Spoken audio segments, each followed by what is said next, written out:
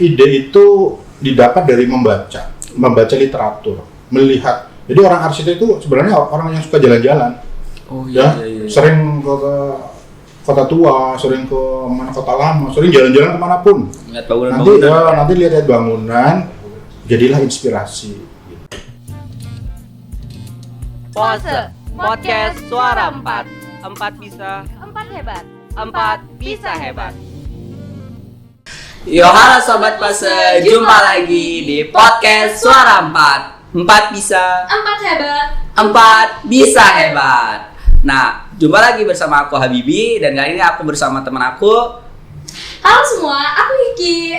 Nah, Sobat Pose di rumah, tahu nggak nih kita kali ini mau ngapain? Nah, Kiki tahu nggak kita lagi ngapain? Ngapain nih? Nah, ngapain ya? Nah, kita tuh pengen ngundang tamu salah satu yang terkenal banget di SMK. Iya bener nih, salah satu guru di SMK Negeri 4 yang memiliki bidang di dunia arsitektur. Siapa? Tahu nggak? Tahu dong. Langsung aja kita kenalin kali ya. Nah, beliau ini adalah Pak Fasiki. Beliau adalah Wakil Kepala Sekolah Bidang Sarana Prasarana. Halo, assalamualaikum Pak Fasiki. Waalaikumsalam. Boleh Bapak perkenalan diri mengenai Bapak pribadi? Ya, nama Bapak kalian udah tahu dong ya, tapi nggak apa-apa lah, kita kenalan lagi. Nama Bapak Fasihi, biasa dipanggil Pak Fiki di sekolah ini biar disingkat katanya, biar memudahkan. Bapak sudah di SMK 4 itu sejak 2012, sejak berdiri. Ya. Udah lama berarti ya Pak ya? Iya, jadi juru kunci nih gitu. Oh iya, jadi Pak Fasiki sesuai tadi saya bilang, Pak Fasiki itu berarti memiliki bidang keahlian di arsitektur, benar ya Pak? Iya betul. Nah, mungkin sebelum kita mulai kita jargon dulu boleh ya? Boleh. Oke, ayo ngadep ke kamera tengah Pak. Ya.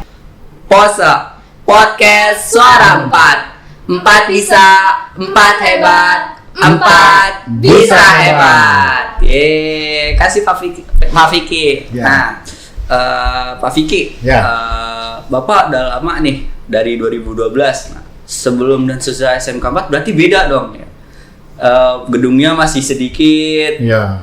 Nah, sekarang kan udah mulai banyak, ada gedung keperawatan, ada gedung arsitektur, ada apalagi ada lab MM ya sekarang. Ya, ada lab. Nah, itu dari awal sampai sekarang itu yang merancang atau yang ngebangun itu idenya dari Bapak atau mungkin Bapak ada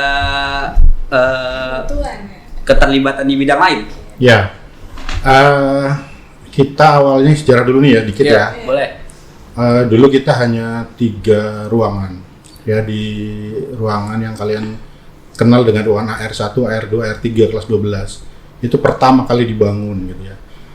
Kemudian baru gedung AR, kemudian baru gedung KP dan seterusnya sampai lab yang kalian tempati ini. Nah, tetapi dalam perancangannya pembangunan itu pihak dinas itu pasti melibatkan kita untuk membuat merancang gitu. Pasti kita masukkan dari sekolah pasti gitu untuk karena kan yang pakai kita, usernya kan kita. Ya, kalau mereka mau bangun tanpa melibatkan kita pasti nggak mungkin. Jadi kita dilibatkan gitu. Oh gitu. Iya. Perjalanannya panjang ya, dari 2012 itu rancangnya itu berapa tahun tuh Pak? Kalau proses desain tuh cepat ya. Kalau proses desain itu paling 3 bulan sebenarnya. 3 bulan. Iya, proses pembangunannya yang lama ya? Yang lama bangunnya biasa. Ya benar lah. Kali dong kayak bikin candi karena semalam. Kalau ada rejonggrang cepat ya. Bapak berarti punya keahlian di bidang arsitektur ya Iya. Pak? Nah, Bapak udah berapa lama Bapak berkecimpung di bidang itu Pak? Ya. Sudah dari 2001 sebenarnya. Lebih lama lagi Pak? Lebih lama lagi ya. Jadi sebelum di SMK 4 Bapak sudah kerja di bidang arsitektur. Iya. Tapi spesialisnya biasanya rumah tinggal, rumah mewah gitu ya, rumah tinggal. Bukan, kan ada spesialis kantor, ada spesialis industri. Nah, Bapak waktu itu perjalanan pertama itu desain rumah tinggal yang speknya bagus gitu ya. Gitu sih mulainya. Nah, Pak, kita dengar-dengar kalau Pak Fasiki itu sekarang udah S1 dan lagi ngejalanin ke studi S2-nya, benar ya Pak ya? Benar. Nah, tuh boleh Bapak ceritain tentang studi Bapak Pak? Ya, ini juga pesan buat kalian ya. Belajar itu tidak mengenal usia. Oh iya. Ya, kamu kan tahu kan usia Bapak sudah seberapa gitu. Tapi tetap semangat belajar gitu dan tidak ingin berhenti gitu. Semakin ilmu didalami, kita semakin nggak tahu apa-apa. Ya. Jadi kalian ketika belajar baru sedikit jangan cepat merasa puas, harus terus belajar. Yaitu tadi sesuai dengan ajaran Ki Hajar Dewantara bahwa belajar sepanjang hayat. Kalau dalam agama Islam juga kita kenal carilah ilmu seolah-olah kamu hidup selamanya, ya kan? Dan beribadahlah kamu seolah kamu mau mati besok, kan seperti itu konsepnya. Ya. Ya. Berarti Bapak S1 berarti tahun berapa, Pak? Ya udah lama ya 2001. Oh, 2001 itu udah S1 Bapak. Berarti sekarang lagi ngejalan ke S2 ya, Pak ya? Iya, udah telat ya sebenarnya. Oh, nggak apa-apa. Nah, Pak, ngomongin soal arsitektur, yang kita dengar pasti kalau arsitektur pasti nggak jauh-jauh sama yang namanya bangunan ya, Pak ya. Iya. Nah, prospek kerja untuk anak arsitektur khususnya di bidang SMK ini apa, Pak? Prospek kerjanya? Ini juga perlu pembelajaran buat kita semua ya. Pada akhirnya orang belajar itu ujung-ujungnya itu pasti cari uang, ya kan? Nggak dipungkiri semua jurusan pada akhirnya ujung-ujungnya untuk mandiri seperti itu. Nah, kalau dalam dunia arsitektur, karena Bapak tahunya arsitektur, itu bidangnya banyak, ya. Mulai dari desain mandiri, konsultan mandiri, kemudian bisa jadi kontraktor juga. Kemudian juga banyak juga anak arsitek yang kerja di bank juga banyak. Artinya pada akhirnya semua orang itu sebenarnya bisa kerja di jurusan apa saja, yang penting harus serius gitu ya. Tapi sih rata-rata ya kalau arsitek pasti dia di konsultan atau kontraktor gitu. Paling tidak bisa bangun rumahnya sendiri tanpa jasa orang lain gitu kan.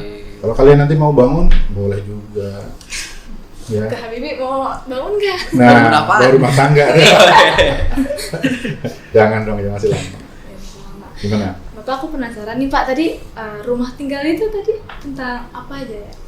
Ya, justru bangunan arsitektur paling rumit itu rumah tinggal. Oh, jadi yang paling rumit Iya, itu? paling rumah tinggal. Ketika kita merancang rumah tinggal, seorang arsitek itu harus mendalami peran dari owner ya atau yang punya. Bila perlu mungkin bisa nginep beberapa hari di rumahnya dia untuk melihat kebiasaan dia datang kantor, pulang jam berapa, ngapain ketika pulang, kemudian aktivitasnya apa, itu harus didalami. Jadi lebih rumit dari bangunan kantor. Dan itu menarik gitu, sangat menantang ya. Apalagi rumah-rumah tertentu yang mungkin luasnya lebih dari 1000 meter, itu pasti tantangannya banyak. Komplit ya. Nah, Pak, Bapak udah berkecimpung di dunia arsitektur berarti udah lama ya, kita bilang aja itu udah cukup lama ya. Iya. Keunikannya Bapak sampai Bapak tertarik untuk berkecimpung di dunia arsitektur itu apa, Pak? Nah, itu sama juga ketika Bapak tanya, kamu jualan multimedia kan? Iya benar. Kenapa kamu tertarik multimedia? Nah, kalau dibalik itu, kamu jawabnya apa? Iya benar. Tertarik karena suka desain. Kenapa? Benar. Suka desain mungkin editing, Suka desain, editing, foto. ya. Kalau di Bapak beda ya. Arsitektur itu ada istilah timeless. Ya, di arsitek itu ada istilah yang Bapak suka adalah timeless. Hasil karya arsitektur itu tidak akan lekang oleh zaman. Seperti kalian lihat Monas, ya itu karya arsitektur, kemudian Masjid Istiqlal, Menara Pisa, ya kan itu karya arsitektur semua dan sampai generasi berikutnya pun tidak akan hilang, itu yang hebatnya di situ. Jadi abadi ya kalau menurut Bapak timeless, jadi tidak terbatas oleh waktu. Itu hebatnya di situ. Kalau menurut Bapak ya. Banyak keunikan sendiri ya. Iya. Pak, saya mau ngebahas soal SMK negeri yang ada jurusan arsitekturnya dan kebetulan di Tangsel ini, Tangsel apa provinsi ya? Provinsi. Provinsi. Baru ada 5 SMK negeri yang ada jurusan arsitektur. Nah, Pak, boleh kita bahas itu, Pak? Kok Bisa. kenapa ada 5 itu ya, Pak? Baru 5. Apa kemungkinan kedepannya bakal ada lagi? Iya. Kalau kamu tanya kenapa ada 5, kenapa balon ada 5 ya? Iya, Pak. Ya memang di Provinsi Banten itu tidak banyak ya jurusan itu. Padahal mestinya harus bisa lebih banyak lagi karena di Banten itu perumahan pemukiman itu berkembang sangat pesat. Iya, benar tuh. Ya. dari jalan kita ke sekolah sampai rumah itu pasti ada perumahan banyak tuh kanan kiri semua. Beda dengan di Jawa Barat, Jawa Tengah itu jumlah SMK yang jurusan desain permodelan dan informasi bangunan ya DPIB itu mereka jumlahnya jauh lebih banyak. Ya mungkin usulan buat pemerintah provinsi untuk bisa menambah ya, program studi ya, menambah kompetensi yang lain biar lebih banyak lagi. Gitu. Aku pengen nanya nih Pak, selama ngajarin anak arsitek di SMK 4 itu ada apa ya, kenangan-kenangan gitu yang bikin Bapak kangen gitu ngajarin di sini? Iya, pastilah itu ya. Iya. Angkatan pertama tentunya itu. Angkatan pertama kan sekarang sudah pada kuliah, bahkan sudah menikah ya. Beberapa dari mereka suka main ke rumah, curhat, itu seru ya, pengalaman dulu.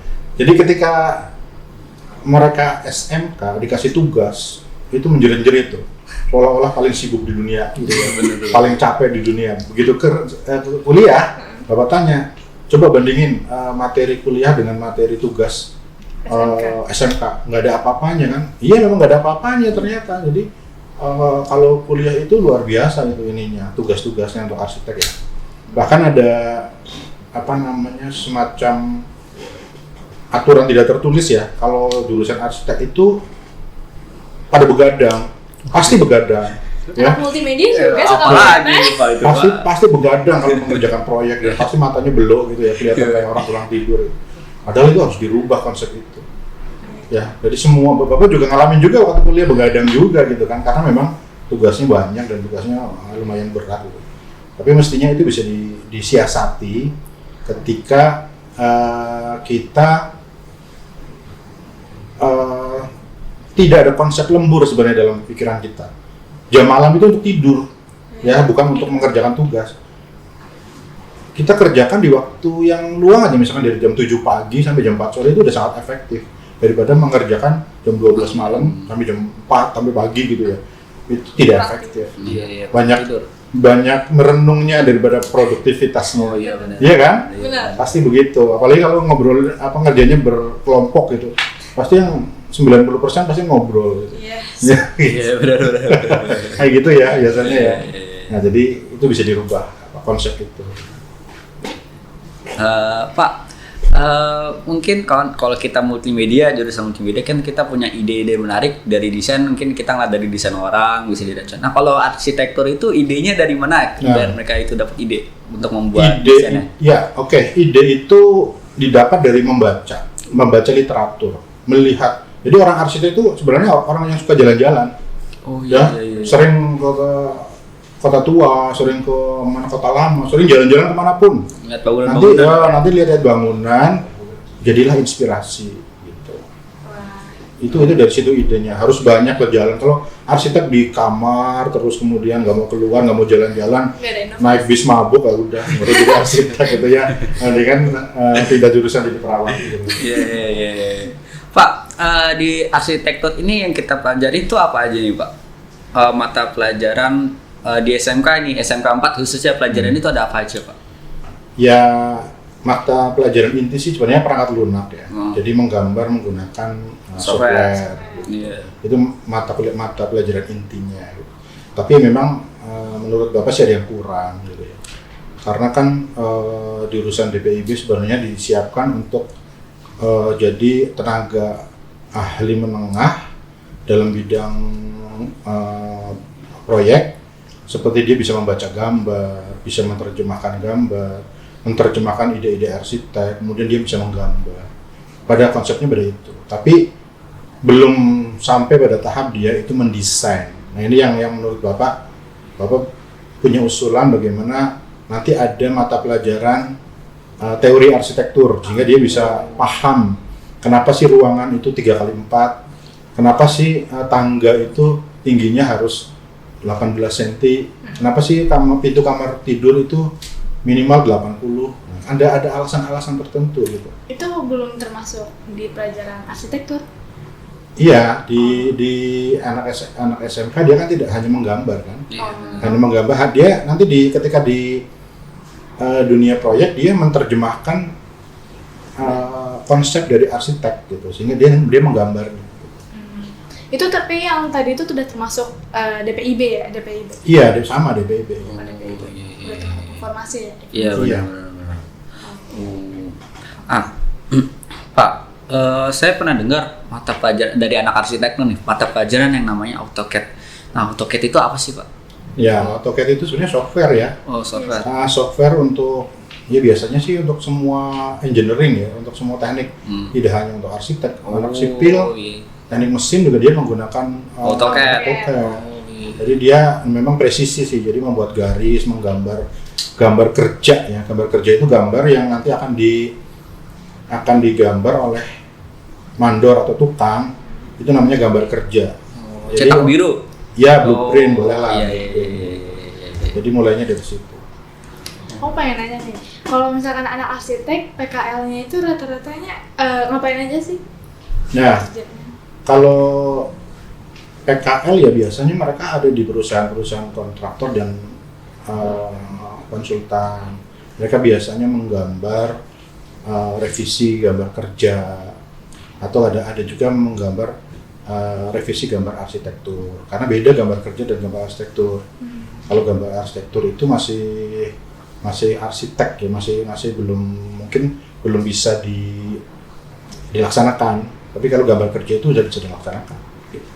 Masih berupa konsep kalau gambar arsitektur. Biasanya anak DPIB itu menggambar. Atau juga bisa menghitung anggaran biaya. Gimana sih ketika bikin rumah, berapa sih biayanya? Nah, itu ada rencana anggaran biaya. Itu termasuk apa? Kalau misalkan kerjanya menghitung itu? Estimator. Oh, iya. Kamu punya budget 100 juta. Bisa apa nih 100 juta?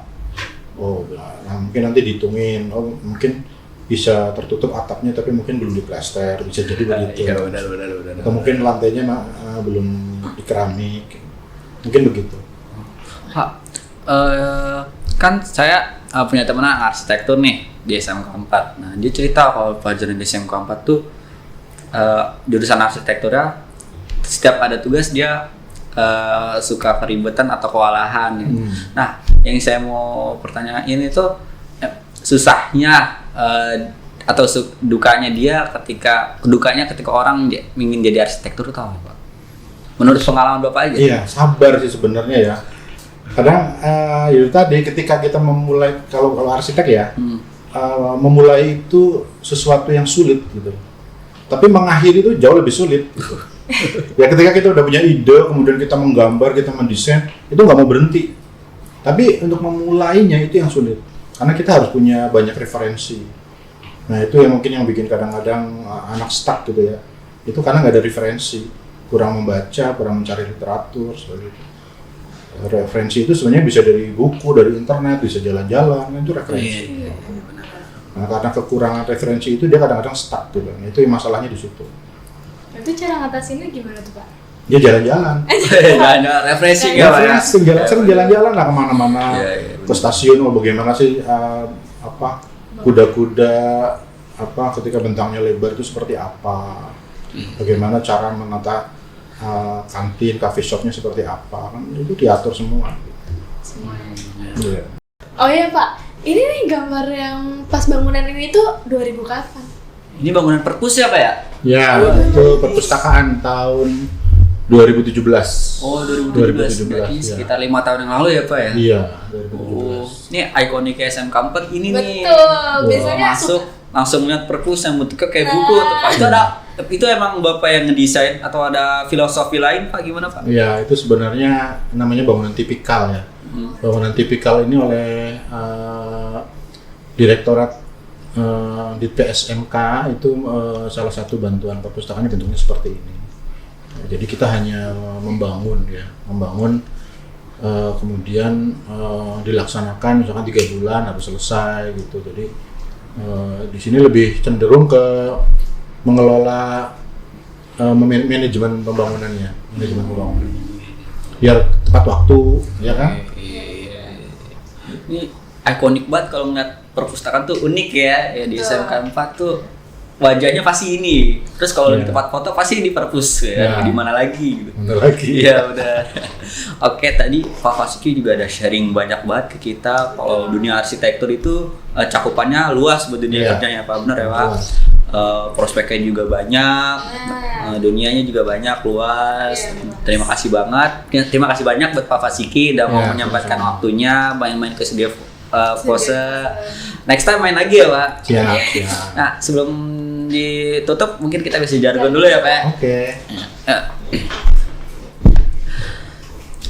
Pose Podcast Suara 4 bisa, 4 hebat, 4 bisa hebat.